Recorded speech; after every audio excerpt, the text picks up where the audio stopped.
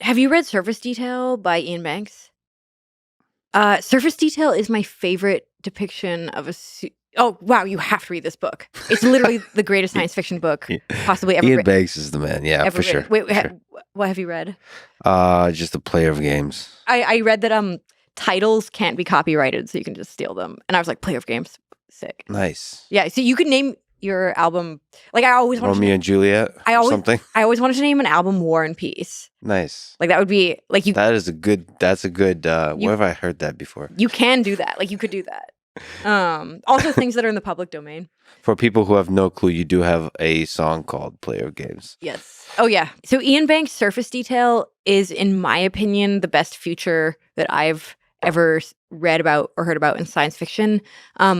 Basically there's the relationship with superintelligence, like artificial superintelligence, is just, it's like great. Protopia is sort of, if utopia is unattainable, protopia is sort of like, you know... Wow, it's an awesome Instagram. Protopia Futures.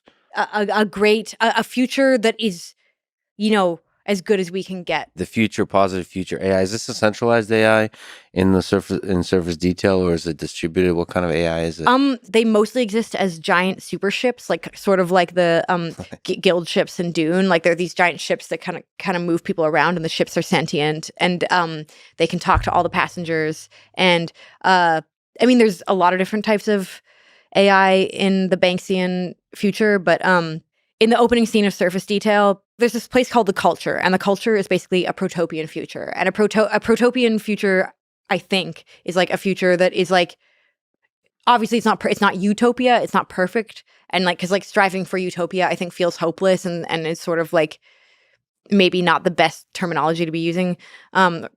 So it's like, it's a pretty good place, like mostly like, you know, superintelligence and biological beings exist fairly in harmony. There's not too much war. There's like as close to equality as you can get. You know, it's like approximately a good future. Like there's really awesome stuff. It's in the opening scene, this girl, she's born as a sex slave outside of the culture, so she's in a society that doesn't adhere to the cultural values.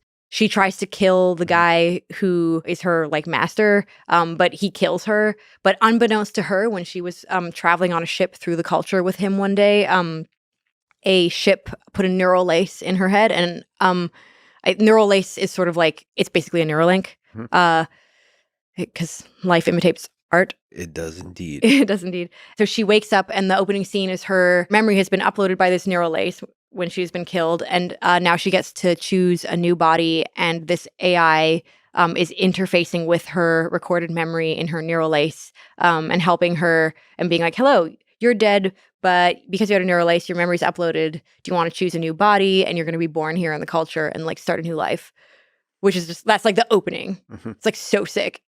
And the ship is the superintelligence. All the ships are kind of superintelligences. But they still want to preserve a kind of rich, fulfilling experience for the humans.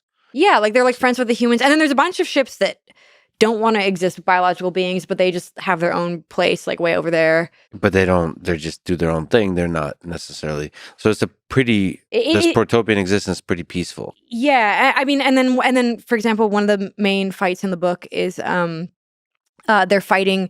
There's these artificial hells that and people don't think it's ethical to have artificial hell. Like basically when people do crime, they get sent, like when they die, their memory gets sent to an artificial hell and they're eternally tortured.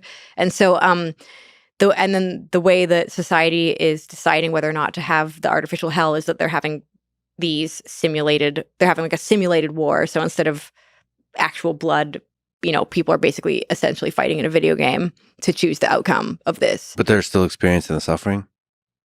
Or in this artificial hell, or no? Can you experience stuff? Or so the artificial hell sucks, and a lot of people in the culture want to get rid of the artificial hell. There's a simulated wars. Are they happening in the artificial hell? So the simulated wars are happening outside of the artificial hell. Got it. Between the political factions who are so this political faction says we should have simulated hell to deter crime, and this political faction is saying no, simulated hell is unethical, and so instead of like having, you know, blowing each other up with nukes, they're having like a giant Fortnite battle Yes. to decide this.